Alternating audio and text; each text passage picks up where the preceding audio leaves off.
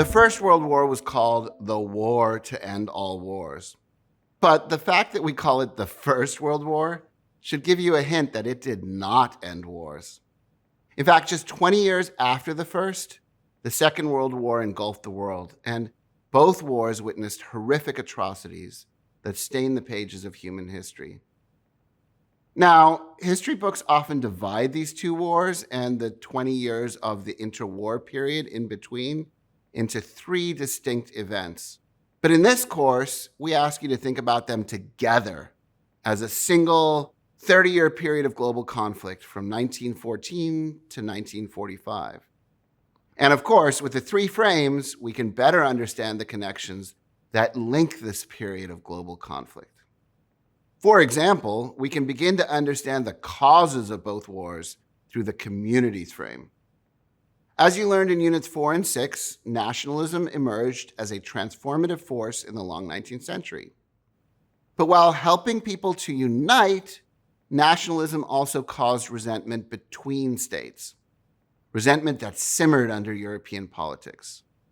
In 1914, these nationalist tensions erupted into conflict. And as a result of the war, several large empires crumbled while new nations emerged. But as the victorious powers carved up the spoils of war, they also attempted to create a new system of internationalism. They wanted to create organizations like the League of Nations that would bind communities to each other in peaceful cooperation. However, nationalist rivalries did not disappear. In fact, in many places, nationalism intensified between the wars.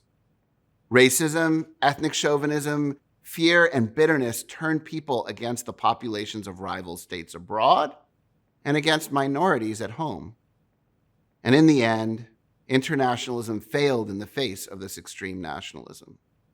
So in the 1930s, ideologies like fascism and authoritarianism gained increasing power in many countries, including Italy, Germany, and Japan. New leaders rose to power, and they called for a nationalism that advocated militarism and territorial expansion and racist policies. These ideas about community laid the groundwork for the Second World War and the atrocities that followed, especially the Holocaust. Now, switching to the networks frame can help us to make sense of these atrocities, as well as the failures of international politics that led to them. The devastation of the First World War diminished global networks. During the war, the exchange of ideas between opposing powers came nearly to a halt. People had less ability to travel, communications were censored, and distrust broke apart relationships across borders. The control of European empires over their distant colonies also diminished. But at the end of the war, networks and exchanges grew again.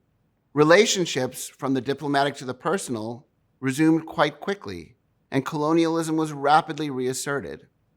Now, many leaders hoped that networks of doctors and scientists and diplomats could work together for the betterment of all and help prevent another war.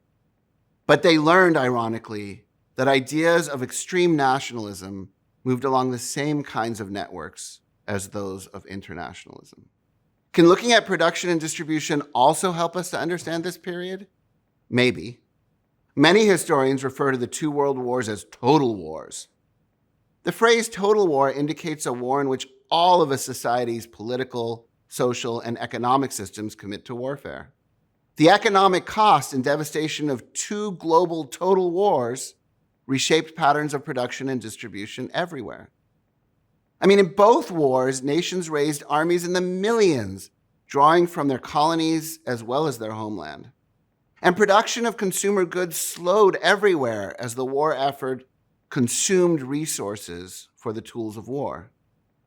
This sort of large-scale industrialized warfare had never been seen before, and in fact, it only intensified between the wars. The threat of defeat by the Axis powers brought together leaders of the two great systems of production and distribution in the world. The Western capitalist states and the communist Soviet Union created a political alliance and mobilized massive wartime production to win the war. By 1945, this period of global conflict had killed tens of millions of soldiers and civilians and left economies everywhere in tatters. In its wake, the world was left with huge questions. Was it possible to have national communities without extremism? Could international networks be built to avoid a future war? And what kind of production and distribution system would allow the world to rebuild? These were some of the issues facing governments and people everywhere at the end of the Second World War in 1945.